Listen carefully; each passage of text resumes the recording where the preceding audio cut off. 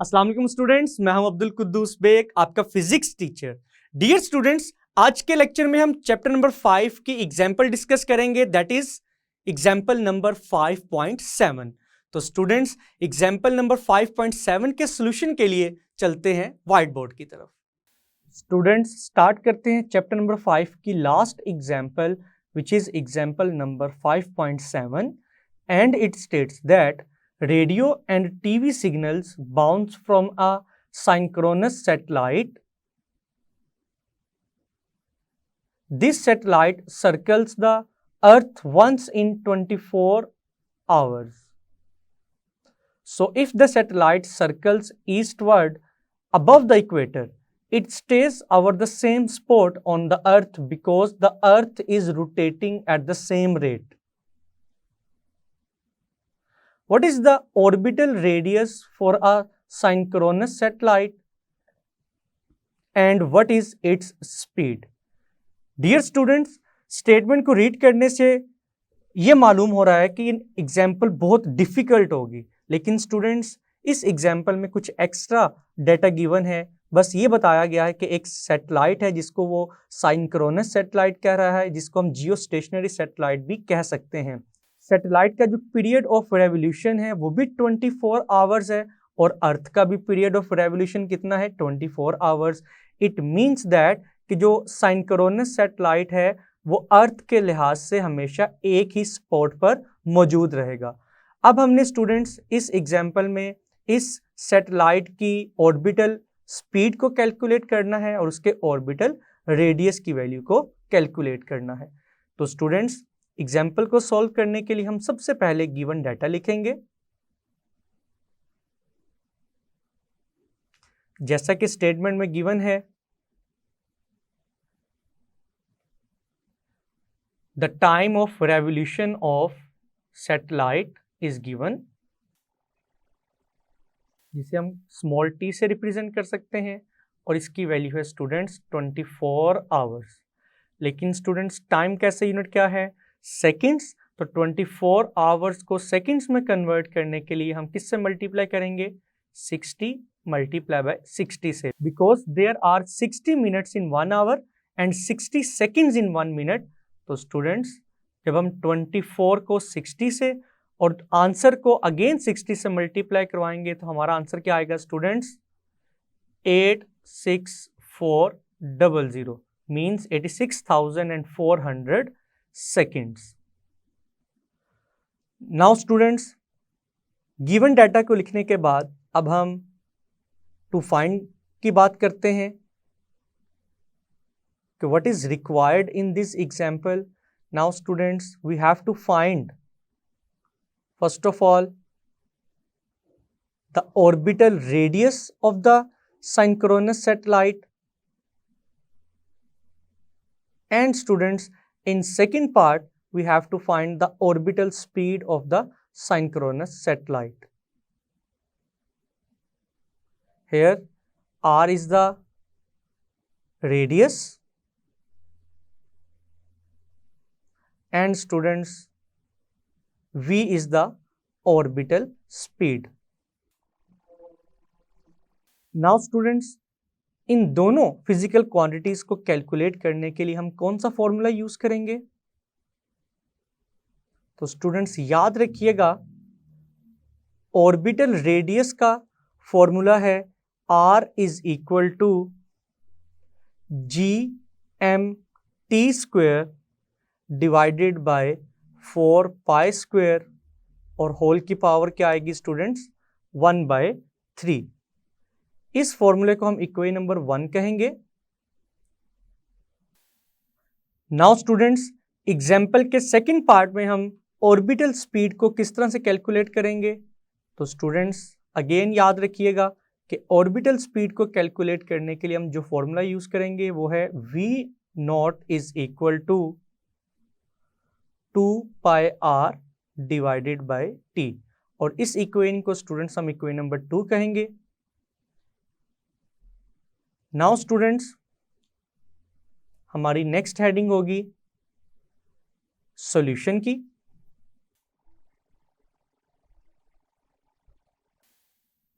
तो स्टूडेंट्स सबसे पहले हम इस एग्जाम्पल के फर्स्ट पार्ट को सॉल्व करेंगे, जिसमें हमने ऑर्बिटल रेडियस की वैल्यू को कैलकुलेट करना है। तो स्टूडेंट्स हम लिखेंगे from equation 1 we can write that R is equal to GMT square divided by 4 pi square और होल की पावर क्या आएगी स्टूडेंट्स 1/3। नाउ स्टूडेंट्स आप देख सकते हैं कि फॉर्मूले में कैपिटल G से मुराद क्या है? G is the universal gravitational constant, जिसकी वैल्यू क्या होती है students 6.673 into 10⁻⁻11 newton metre square पर किलोग्राम स्क्वायर। और स्टूडेंट्स कैपिटल M से क्या मतलब है? Capital M is used for the mass of the earth, जिसकी वैल्यू है 6 इंटू 10⁻24 किलोग्राम। नाउ स्टूडेंट्स अब हम इक्वेशन नंबर 1 में गिवन वैल्यूज को पुट करेंगे। तो हम लिखेंगे students R is equal to G की जगह हम G की वैल्यू पुट करेंगे which is 6.673 into 10⁻⁻11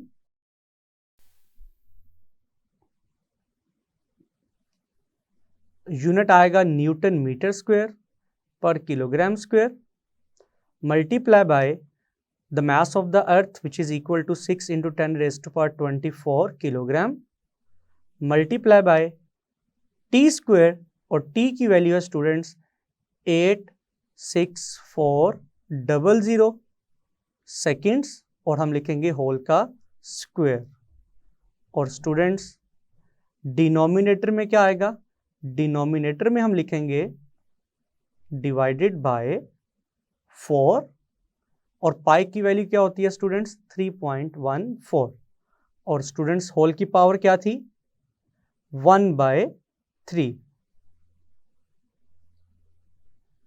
now students जब हम 86400 का स्क्वायर लेंगे तो स्टूडेंट्स हमारा आंसर आएगा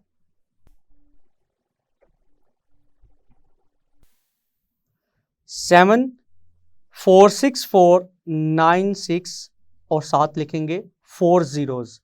तो स्टूडेंट्स यहाँ से कैलकुलेशन थोड़ी सी लेंथी है, तो हम कोशिश करते हैं कि हम एक एक स्टेप को रिप्रेजेंट करें ताकि आपको कैलकुलेशन में वैल्यूज़ को सॉल्व करना भी आए कि किस तरह से हम वैल्यूज़ का स्क्वायर या स्क्वायर रूट फाइंड करेंगे या किस तरह से क्यूब रूट फाइंड करेंगे। तो स्टूडेंट्स सबसे पहले हम रिमेनिंग वैल्यूज़ को एज इट इज़ रहने देंगे, इसमें 6.673 इंटू 10⁻⁻11 एज इट इज आएगा। नाउ स्टूडेंट्स 6 इंटू 10⁻24 वैल्यू भी एज इट इज आएगी।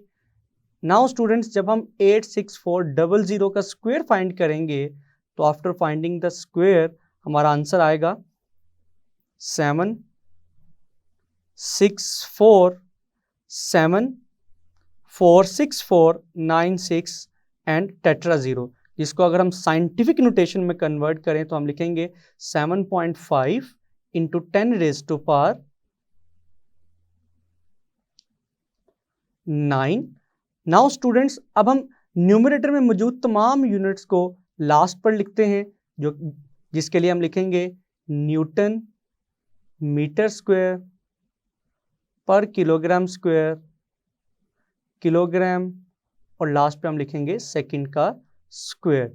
नाउ स्टूडेंट्स अगर हम डिनोमिनेटर की बात करें तो स्टूडेंट्स जब हम डिनोमिनेटर में 3.14 को 4 से मल्टीप्लाई करवाएंगे तो हमारा आंसर आएगा स्टूडेंट्स 12.56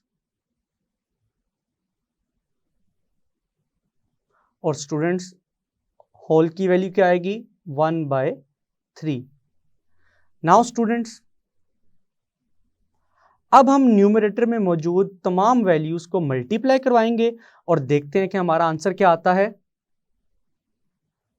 तो स्टूडेंट्स न्यूमरेटर में मौजूद वैल्यूज को मल्टीप्लाई करवाने से हमारा आंसर आएगा 3.0028 इंटू 10⁻24 और स्टूडेंट्स अगर हम यूनिट्स को सॉल्व करें तो स्टूडेंट्स जैसा कि आपको मालूम है 1 न्यूटन किसके इक्वल होता है किलोग्राम मीटर पर सेकंड स्क्वायर के इक्वल, और स्टूडेंट्स उससे नेक्स्ट यूनिट क्या लिखा हुआ है, मीटर स्क्वायर, देन पर किलोग्राम स्क्वायर, किलोग्राम और सेकंड स्क्वायर।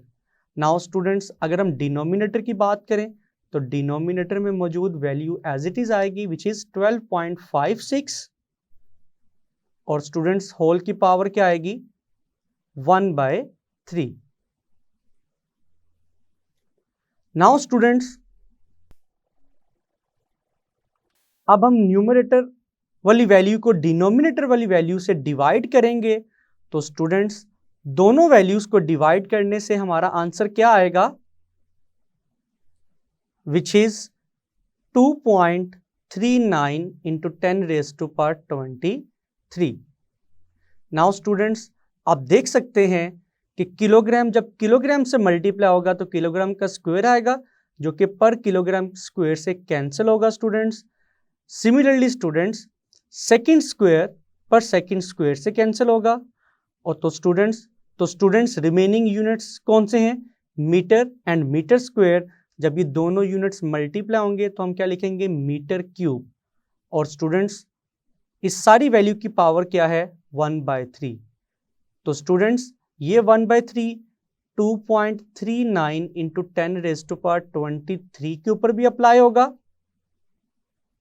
और स्टूडेंट्स ये एक्सपोनेंट और पावर मीटर क्यूब के ऊपर भी अप्लाई होगी। तो स्टूडेंट्स जब हम 2.39 इंटू 10⁻23 की पावर 1/3 लेंगे, मींस इसका क्यूब रूट फाइंड करेंगे, तो स्टूडेंट्स ऑर्बिटल रेडियस का फाइनल आंसर आएगा 4.23 इंटू 10⁻7। और स्टूडेंट्स अगर हम यूनिट की बात करें तो क्यूब रूट से कैंसिल होगा, तो फाइनल यूनिट क्या आएगा, मीटर्स। तो students this is the final answer for the orbital radius of the satellite. Now students first part को सॉल्व करने के बाद अब हम इस एग्जाम्पल के सेकंड पार्ट को सॉल्व करेंगे, जिसके लिए हम लिखेंगे students from equation 2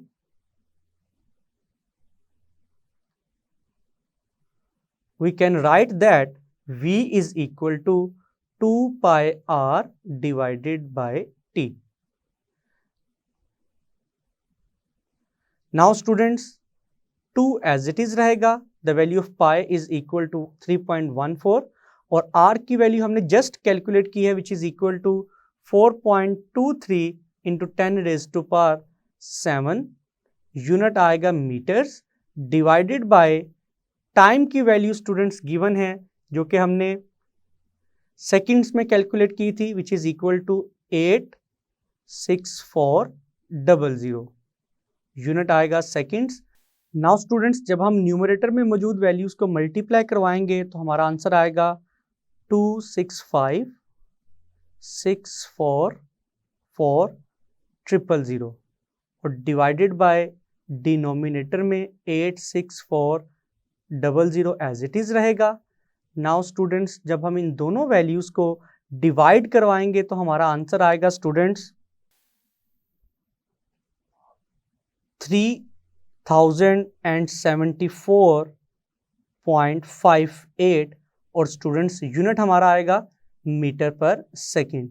now students speed की वैल्यू को किलोमीटर में रिप्रेजेंट करने के लिए हम ऑर्बिटल स्पीड की वैल्यू को 1000 से डिवाइड करवाएंगे, तो स्टूडेंट्स हम लिखेंगे 3074.58 डिवाइडेड बाय 1000 और स्टूडेंट्स हमारा यूनिट क्या आएगा किलोमीटर पर सेकेंड। तो स्टूडेंट्स आफ्टर डिवीजन हमारा फाइनल आंसर आएगा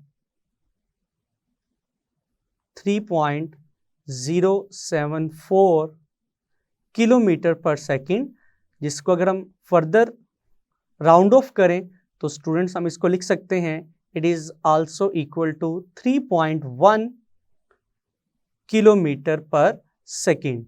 and students this is the final value of the speed.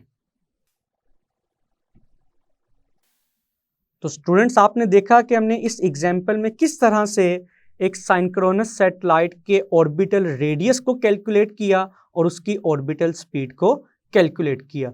And students, this is the solution of last example of chapter number 5 which is example number 5.7। Dear students, जैसा कि आपने देखा कि आज के lecture में हमने एग्जाम्पल नंबर 5.7 के सॉल्यूशन को डिस्कस किया, तो मैं उम्मीद करता हूं कि आज के एग्जाम्पल का सॉल्यूशन आपको बहुत अच्छे से समझ आया होगा। इसको अच्छे से प्रिपेयर कीजिएगा। मिलते हैं नेक्स्ट लेक्चर में। अल्लाह हाफिज।